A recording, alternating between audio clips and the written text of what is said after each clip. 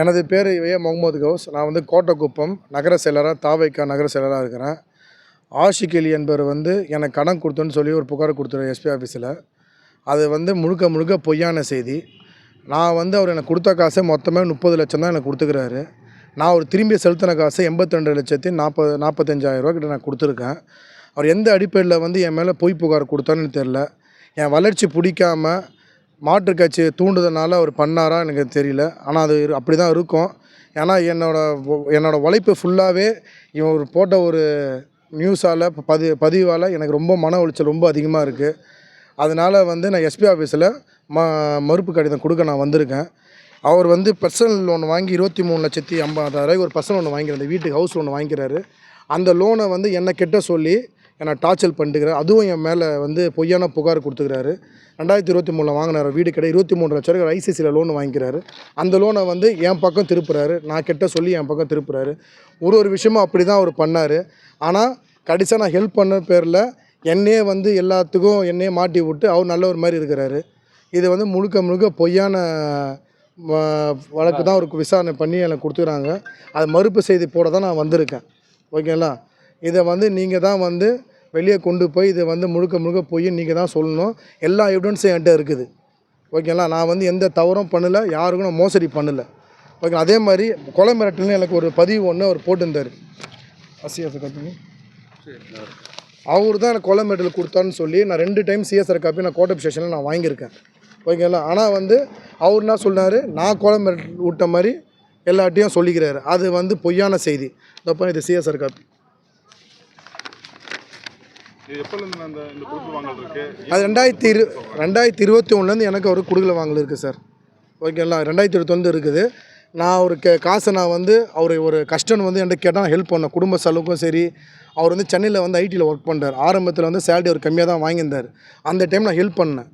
அந்த ஹெல்ப் பண்ணுறது தான் 2023 வந்து ஒரு அமௌண்ட் என்கிட்ட கேட்டார். 10 லட்சம் கேட்டார். அந்த 10 லட்சம் நான் கொடுத்தேன். அது திரும்பி ஒரு லோன் போட்டு என்கிட்ட திரும்பி கொடுத்தாரு. அந்த லோன் காசை என்ன அடிக்க சொல்கிறார். அது என்னோட தப்பு கிடையாது. நான் கொடுத்த காசை திரும்பி கேட்டதுனால அவர் பர்சனல் லோன் போட்டு எனக்கு கொடுக்குறாரு. அது என்னால் திரும்பி என்னால் எப்படி நான் அடைக்க முடியும் கேட்கும் போது, இல்லை நீ தான் அடைக்கணும், என்னால் பொறுப்பு ஏற்றுக்க முடியாது, எல்லா லோனும் என் பக்கம் திருப்பி அவர் பர்சனல் லோன் வாங்குறது எல்லாமே என் பக்கம் திருப்புறாரு. அது எந்த அடிப்படையில் நியாயம் சார் அது? ஓகேங்களா? அதே மாதிரி என் காரு வந்து என்கிட்ட அவர்கிட்ட கொடுத்து வச்சுருந்தேன். என்னை வந்து மிரட்டி என் கார் வாங்கிட்டு போனார். அந்த கார் வந்து இப்போ வந்து மழையில் நனைஞ்சு என் கார் வந்து மழையில் நனைஞ்சு இப்போ ஃபுல்லாக டேமேஜ் ஆகிடுச்சு. 26 லட்ச ரூபா கார் நான் புதுசாக வாங்கினேன். வாங்கி 5 மாதம் தான் ஆகுது. நான் காசு தரலன்னு சொல்லி அவர் மிரட்டி என்கிட்ட கார் வாங்கிட்டு போனது. இப்போ அந்த கார் வந்து பாண்டிச்சேரி ஷோரூமில் நிற்கிது. ஃபுல் கிளியரன்ஸ் பண்ணதுக்காக நிற்கிது. மழை தண்ணி பாதிக்கப்பட்டு ஃபுல்லாக இருக்குது. 26 லட்ச ரூபா கார் அது நான் யார்கிட்ட போய் கேட்க முடியும் சொல்லுங்கள் பார்ப்போம். எல்லா தப்பும் என் மேலே சொல்லிட்டு அவர் நல்ல ஒரு மாதிரி எல்லாட்டையும் சொல்லிட்டுக்கிறாரு. இதை முழுக்க பொய்யான செய்தி தான் அவர் பரப்பிட்டு வராரு. என் வளர்ச்சி பிடிக்காம தான் எல்லாமே அவர் பண்ணிட்டுக்கிறார். அதை நீங்கள் தக்க பதிலடி நீங்கள் கொடுத்து தான் ஆகணும். நீங்கள் வந்து நான் வந்து அவர் செஞ்ச தப்பை நீங்கள் வெளியே காமிங்க. அவர் செஞ்சது நல்லது மட்டும் அவர் வெளியே சொல்லிட்டு இருக்கிறாரு. ஓகேங்களா? எல்லா டாக்குமெண்ட் என்கிட்ட பக்காவாக இருக்குது. எல்லாமே நான் வாங்கிக்கிறேன். எவ்வளோ ட்ரான்சாக்ஷன் நான் பண்ணேன் 2021 எவ்வளோ ட்ரான்ஸ்ஃபர் பண்ணி எல்லாமே என்கிட்ட டாக்குமெண்ட் இருக்குது. எல்லாமே அக்கௌண்ட் ட்ரான்ஸ்ஃபர் தான். எதுவுமே வந்து நான் கையில் கொடுத்து தனியாக இருக்குது. கையில் கொடுத்த கேஷ் தனி. நான் அது கணக்கு கூட்டல.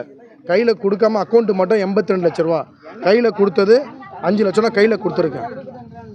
ஓகேங்களா? அது இல்லாமல் 2-3 பேர் அவர் காசு நான் ஃப்ரெண்டு மூலிமா வாங்கி கொடுத்துக்கிறேன். அதுவும் அவர் வெளியே சொல்லலை.